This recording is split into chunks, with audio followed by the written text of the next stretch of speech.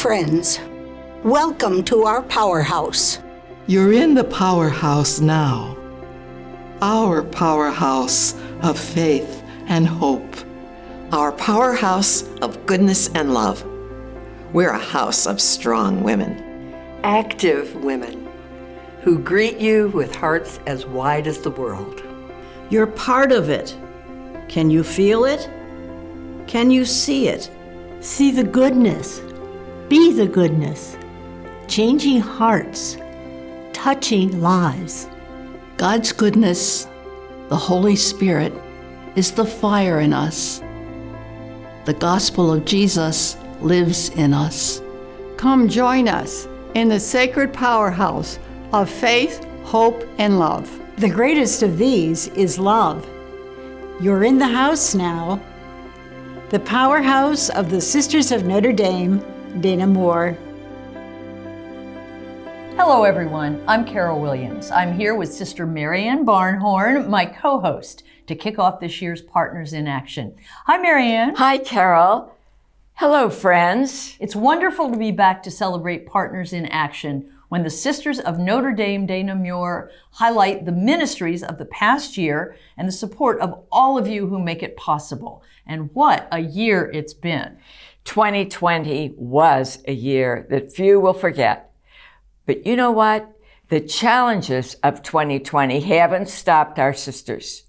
Our guiding light is our mission, to go out with hearts as wide as the world and see the good. It's a beautiful and powerful vocation, and I think we're all inspired by it. We're going to hear a lot about that, but first, Sister Carol Lichtenberg is here to lead us in an opening prayer. Let us pull our attention in to this God of ours, who is the source of all goodness. Oh God, we are so blessed with goodness in your creation, in those who love us, and in the daily abundance of your graces and blessings. We pray that you grant us deep places of attunement to your gifts and to your call to be always and everywhere grateful. Today we ask especially for your goodness to be showered on those who have been affected by the coronavirus. Grant us all healing from the effects of the pandemic. Bless our virtual gathering today. Continue to bless the ministries of the Sisters of Notre Dame de Namur, and bless those who generously support these ministries. We make these prayers through the intercession of Saint Julie. Amen. Thank you, Sister Carol. What a beautiful blessing to start things off. And for the perfect follow-up, Sister Kathy Harmon, the Ohio Provincial Leader, is here to share a message about Notre Dame's spirituality and what See the Good means for the sisters in their daily lives. Hello. What a delight to be with all of you today. We, the Sisters of Notre Dame de Namur, live by a spirituality grounded in the goodness of God, a spirituality given to us by our foundress, St. Julie Billiart. Living from this spirituality, we see God's goodness everywhere, from the tiniest ant crawling through the grass to the biggest galaxy spinning through the cosmos, to the light shining from the face of every human being. We spread God's goodness everywhere by being the power and presence of God in people's lives, by holding in our hearts the needs and hopes, the joys and sorrows of all people, and by working with others to change structures and systems that prevent people from obtaining the free and full life God desires for them. We are God's goodness everywhere, through a way of life that places persons above possessions, through a way of relating that embraces the dignity and value of every person, race, and nation, through a way of acting that changes people's lives, both locally and globally. To see, to spread, to be the goodness of God in the world, that is our mission. Thank you, Sister Kathy, for such an inspirational message. We have wonderful examples ahead of the Notre Dame mission, which you so beautifully described. We have a group of sisters from around the country discussing some of the ways they've continued their ministries, and sometimes even grown them to meet the growing needs of the COVID storm. And we have an update on how sisters in Brazil are continuing the work of Sister Dorothy Stang, the Angel of the Amazon. We're also going to talk about our Live the Good volunteer program and share an update on Clean Water for Life. And we'll listen in as two sisters dialogue about how, in very different ways, each of them has carried out the mission of St. Julie. You know, Marianne, hearing those stories makes me appreciate how resilient the sisters are. We are. That's what's needed now for us to answer the call of our founder, St. Julie, to teach and serve, especially the needs of the most underserved. Before moving on, we want to give a big thanks to our presenting sponsor for today's event, Fort Washington Investment Advisors, who have been major supporters of the sisters for many years.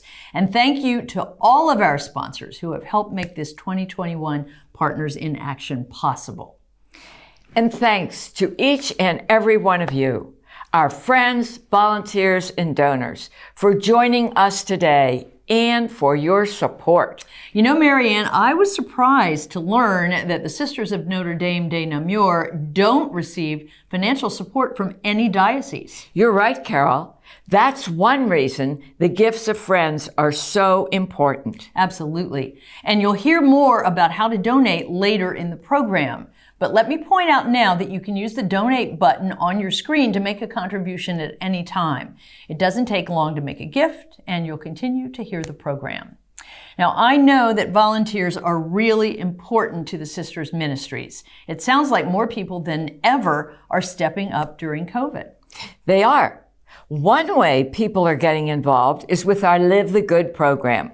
Live the Good is a growing community of volunteers who share the Notre Dame mission of faith in action. We have programs in Cincinnati, Phoenix, Chicago, Baltimore, and Kermit, West Virginia. COVID has made meeting in person difficult, so Live the Good volunteers had to find a new way to help.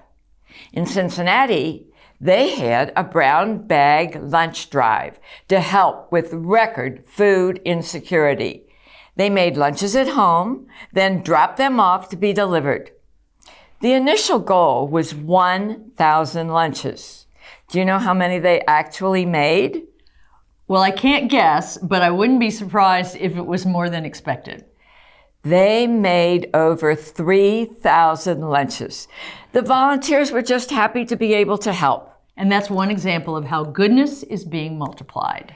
Yes, from person to person and around the world.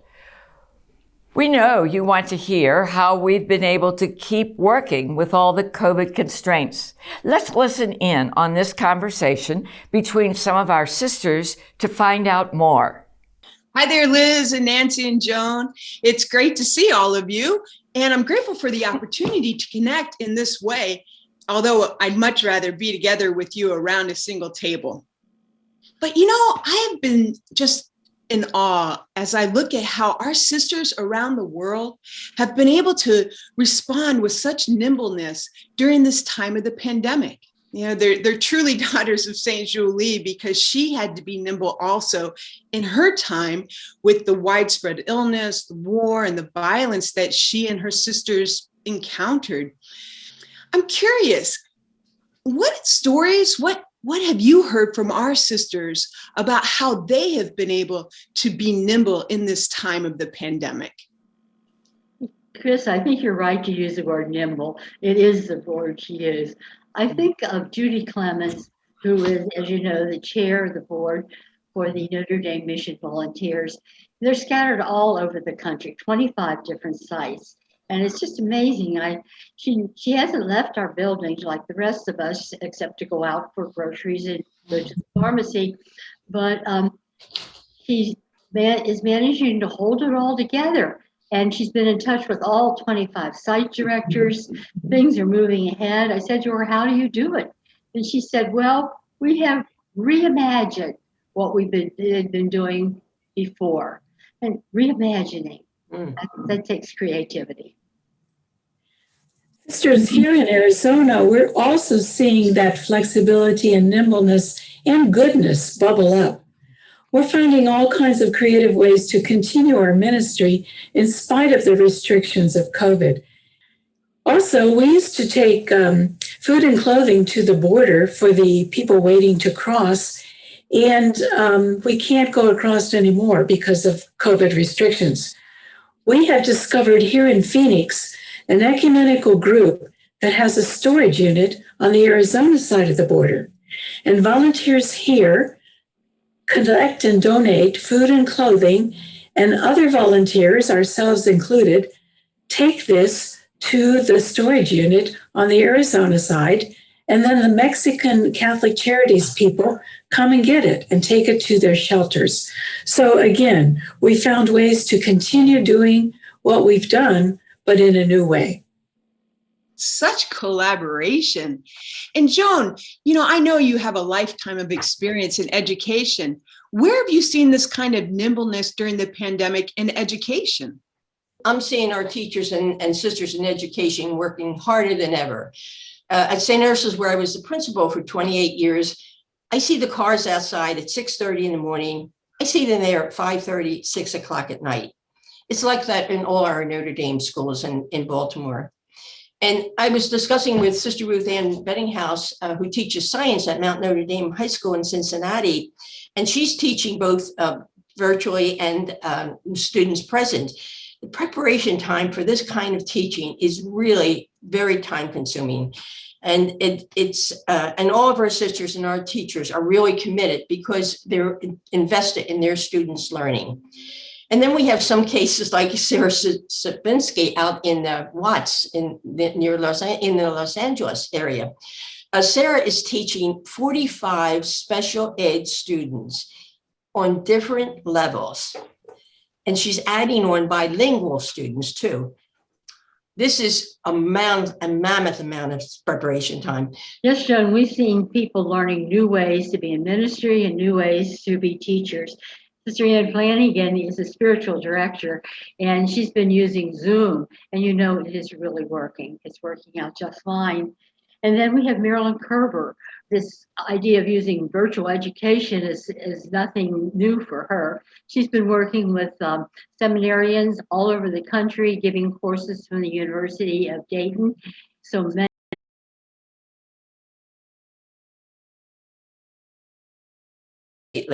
And it's the same parish where I was the principal. Parishioners have really stepped up. They're bringing food, they're bringing clothing, they're bringing gift cards, whatever is needed, they step up to the plate.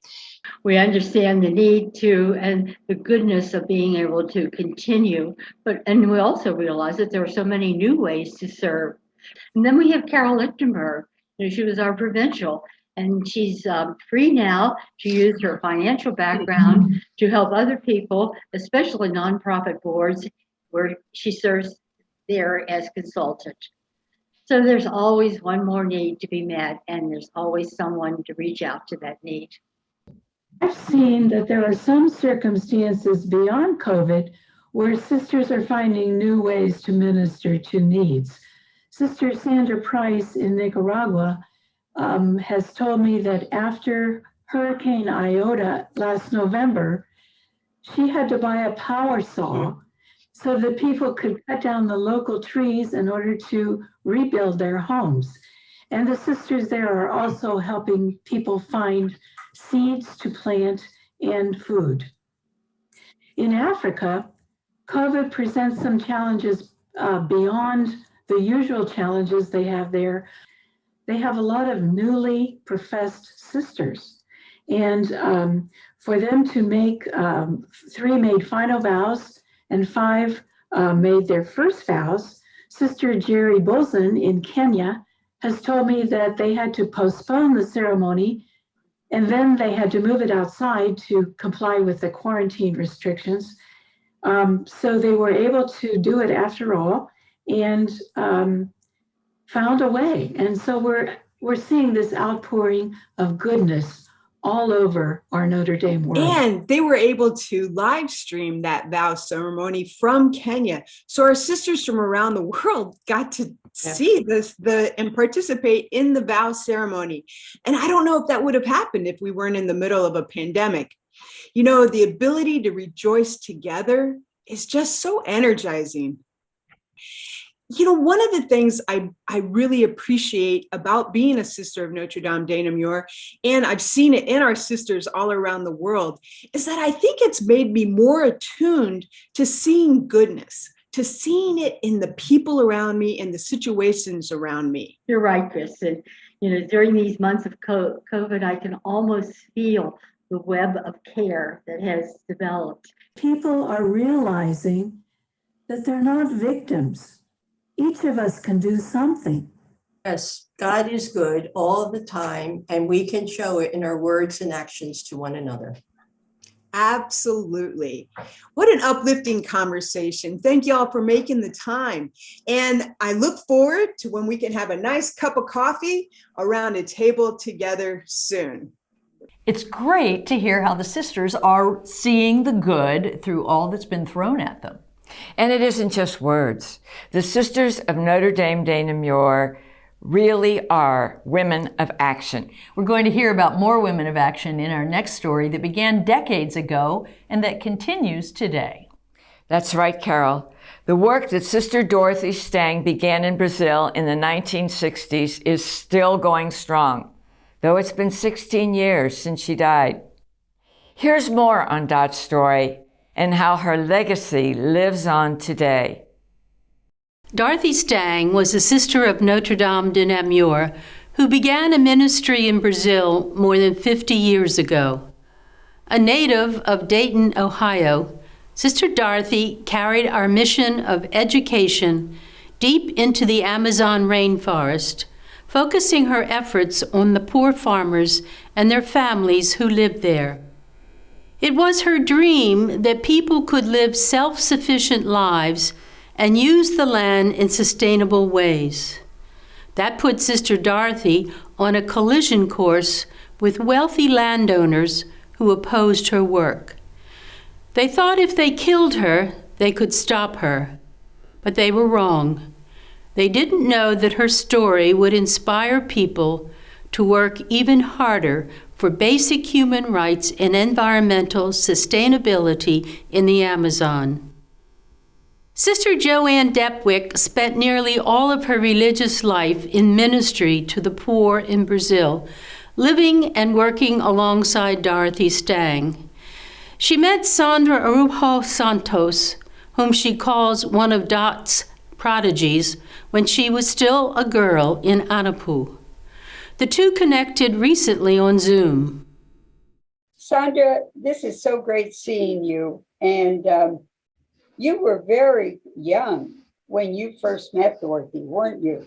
I was 11 years old when I met Sister Dorothy for the first time. My family came to Anapu because we were migrant, seeking for land. Did Dorothy have any kind of influence on you and dedicating your life to the struggle of the people? My family didn't have a land to work and live on.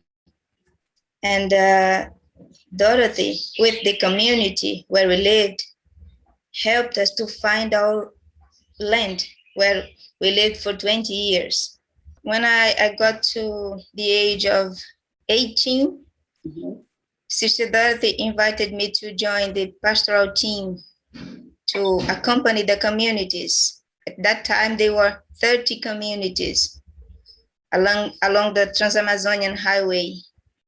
And we walked in for long distances between communities to visit the people. I didn't know if I was going to be a sister, but she thought I was going to be one. And then I continued day by day, seeing the good things that she did. And I wanted to do too. But I didn't think I was going to work with the land issue because I knew that was very dangerous. And then in 1997, I began my formation with the Sisters of Notre Dame. And I'm here working with the land issue. Your specialty is agrarian law, right, Sandra? Right. I graduate in law, and then I have a specialty in agrarian law. I am a part of the pastoral team, the land commission, and we accompany the communities in their struggle. And sometimes, yes, we have to go into court because people, the big ones who think they're the owner of the land, they get, how do I say this? They get people, the communities into court. So they need somebody to defend them. I get impressed with not only you, but the younger sisters, all of you. You're all trying to carry on one way or another Dorothy's spirit. We continue doing the same work as Sister Dorothy did, and the Sisters of Notre Dame have been doing during these more than 50 years of presence in Brazil. We work with the farmers, the communities, the poor communities who are struggling to live and to take care of the environment and the forest and the life itself. So now we work with education, not schools, but popular educations. We try to meet the people, young people, women and men, and we have these conversations about life, trying to help them to face and fight for their rights, because the violence continues in Anapu, in Breves, in Oiapoque, anywhere where the sisters are. So I would say, Sandra, that maybe we just end up by saying that Dorothy's memory is very much still alive. Her memory is very alive. As I have said before, she is alive in our own actions and other people's actions in this world, not only in Brazil, but in the world. It's so good to get that update and hear some of Sister Sandra's stories. You know, Carol, we have 5 young Brazilian sisters there now. It's such a powerful story. Sister Dorothy's legacy lives on. And we're going to take a brief break now to hear another song from the Corryville Choir and to give you a chance to use that donate button if you choose. But we'll be right back with more stories, so don't go away. Jesus, be with me today. Jesus, teach me how to pray. Bless my family, bless me too. Keep me safe in all I do. And when I am tucked in tight, keep me safe all through the night. We know a lot of friends and partners are interested in the Clean Water for Life project, active in 9 villages in Nigeria and the Congo. The project provides electricity and clean water to the communities and their schools, hospitals, and clinics. These are places where our sisters live and work, where clean water, such a basic need, is still a challenge. Electricity is needed to pump water, so getting electricity is one of the first steps. The Clean Water Project installs a solar panel system that collects energy from the sun and converts it into electricity. Batteries store that electricity, and purification equipment cleans and treats the water. A satellite dish provides internet access. You know, Carol, electricity and internet access can be used for things besides water treatment.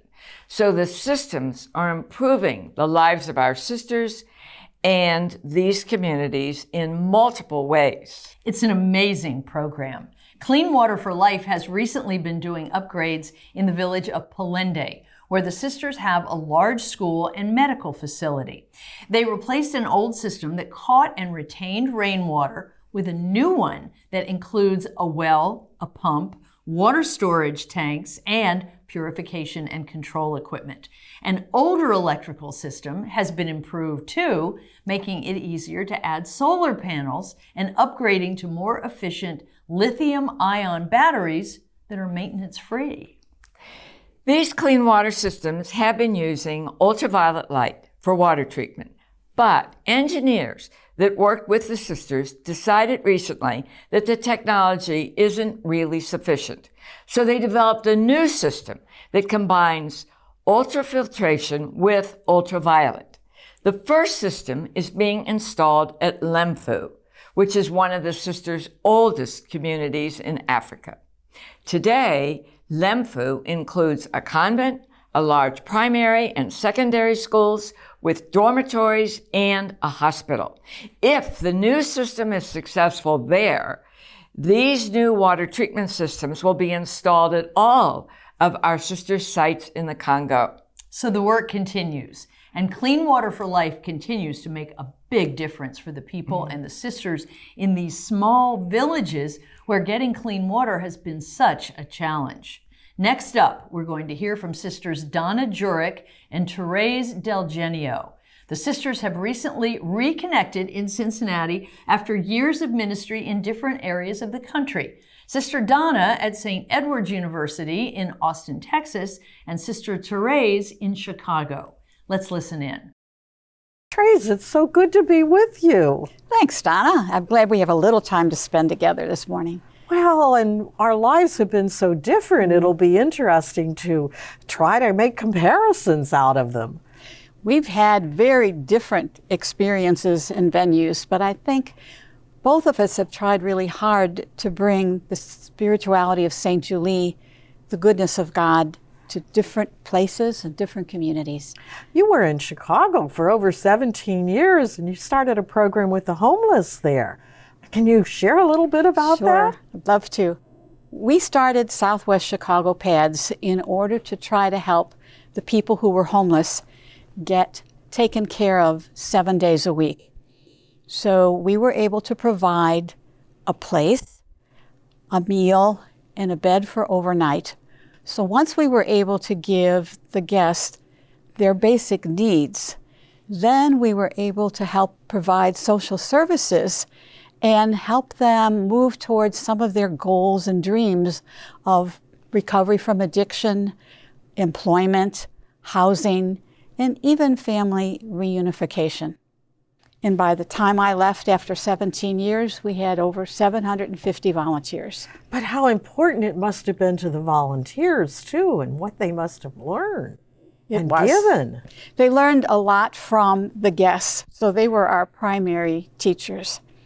But the guests learned a lot, too. Let me tell you this.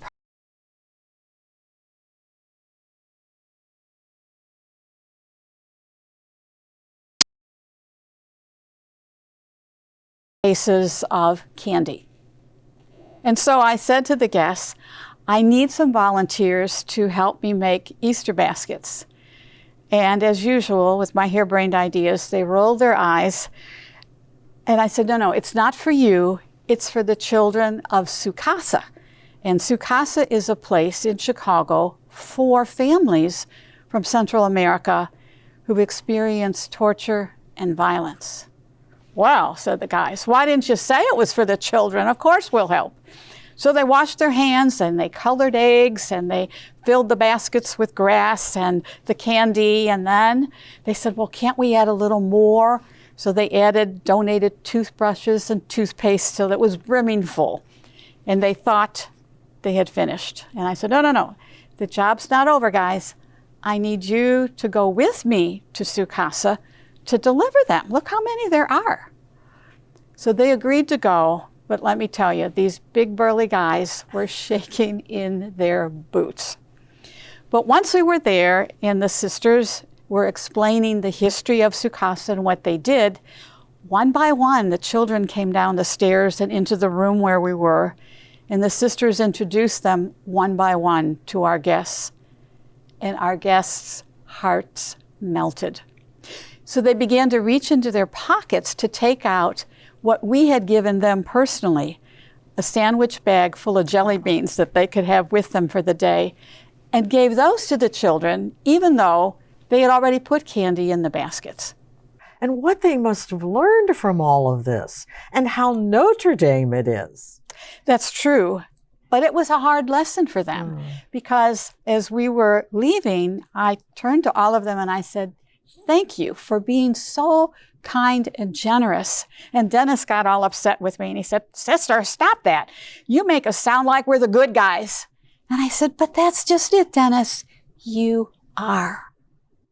And I imagine something similar went on for you, although the setting was different. How did that work for you? But when I went to St. Edward's, I knew I was not only at a Holy Cross Brothers institution, but that my mission as a Sister of Notre Dame and theirs were wonderfully compatible.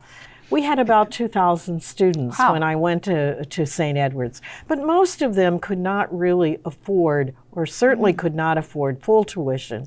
And many of them, particularly the students that came from the migrant camps, could not afford any tuition. But the university was devoted to that. So we spent a lot of time trying to figure out how you balance students who cannot pay with students who can pay. And that reminded me of St. Julie, who always said she had to have schools where the children paid to go to school in order to have the poor schools. But it was a very, on a higher education level, a very similar needing to balance those economic realities. And so that's what we did. It worked. And by the time I left, we had 4,000 students and we had the diversity. So that balance created a reality where each group learned from the other. That is so inspiring. And I suspect St. Julie is really happy about that. Well, let me tell you how that worked a little bit, just with a story. Now, it was a story that brought tears to my eyes. This is my first orientation class, and I'm meeting with the migrant students and their parents, and we have a keynote speaker. And Keta had been a student in the migrant program. She is now the keynote speaker. She not only finished the migrant program, which was heavily the first year, but she graduated from St. Edward's. She had gone on and gotten a doctorate in chemistry. Whoa. She now worked for a major research corporation and was still devoted to her family and to the migrant community. It tells you that education is important to the individual, but also important to the family and to the community from which they come. It's a worldwide endeavor. Really. It's a worldwide endeavor. And we have lots, you've contributed to that, and so have I, in different but very Notre Dame ways. That's the truth. I really wish we had a lot more time to talk, Therese. This is much too short. There's too much more to learn from both our sides. Maybe we could have lunch later on together this week. That sounds great. We'll do that. Thanks. Thanks, Donna. Thank you. Such different ministries, Marianne, but their dedication to the communities they serve and to Notre Dame spirituality is the same. As Sisters of Notre Dame de Namur, we really are grounded in those two things, spirituality and service. I think that really shows in the stories and conversations that we've shared today. I think so too. That same spirituality is our gift to you, our friend. Now, Kevin Manley, Director of Development, is here to share a few words. What a great program today. I'm inspired, as always, to hear how the sisters are living their mission, and I hope you are too. The goodness of God that the sisters talk about is changing lives. Sometimes it's neighbors who are hungry or homeless being provided food, clothing, shelter, and the opportunity to see themselves in a new way. Sometimes it's a migrant or immigrant family receiving an education that yesterday seemed out of reach. Sometimes it's a village in Africa, Brazil, or Haiti finding help to meet their basic needs like clean water, food, or work. No matter the place or circumstance, our sisters are changing lives by seeing the good. Your gift to the sisters allows their ministries to go on. Your generosity provides the support the sisters need to make a more loving, equitable, and sustainable world. The sisters' gift to you is the gift of spirituality. It's the gift of God's goodness finding a home in your heart too. I hope you'll embrace that gift and cherish it as I do. I want to help the sisters, and I hope you will join me. I would now like to introduce Mike CAUDILL, Chair of the Development Advisory Board, to tell you how to do that. Thank you, Kevin. The stories you heard in today's program reflect the incredibly valuable work the sisters are doing. I feel honored and privileged to participate in supporting the Sisters of Notre Dame de Namur. The sisters bring out the best in us. They help us understand the important role we play in seeing the good. With your donation today, you join me in becoming a member of our Partners in Action Society. Those of us who are already members know how rewarding it is to be part of something bigger, to be part of a powerhouse that provides service and a connection to God's goodness to people far and wide. So now we're requesting what is needed most: financial support to enable the sisters to continue their work. Remember, the sisters don't receive support from any diocese. Your gift of $500 will allow someone like Sister Therese to continue her work with the homeless for 2 weeks. That's about $42 a month. To make a bigger impact, you could consider pledging this amount for 5 years. If you're able, consider giving a gift of $1,000. That's about $84 a month, or the cost of a latte a day, to keep Sister Sandra working in Brazil for 3 months. Some of you may be in a position to give more, or maybe you're part of a foundation. If so, please consider a generous gift of $5,000, or even pledging this amount for 5 years. Your gift will support a sister for almost half a year and have a far-ranging impact in allowing the sisters to do even more. If these levels aren't suitable for you for any reason, please give whatever you can. We truly appreciate whatever support you provide. The donate button will take you directly to the page where you can pay by credit card or make a pledge to be paid over time. Either way, you'll be making a difference. Sharing our blessings with the sisters, we become a part of real change in our communities, especially for those most in need. Thank you for spending time with us today, and thank you for your donations. As Partners in Action, together, we are changing the world. As lovers of all God's people and all creation, you too see the goodness of God. You too spread the goodness of God. You too are the goodness of God. We could not fulfill our mission as Sisters of Notre Dame de Namur without you. You who, like us, have hearts as wide as the world. In the name of all the sisters, I now ask God's blessing on you. May your hearts be filled with the goodness of God. May you spread that goodness everywhere. May you be to all God's people the goodness that you are. Thank you for joining us and for all your support. May you be truly blessed and realize the goodness of God in your life. Thank you. And God bless you.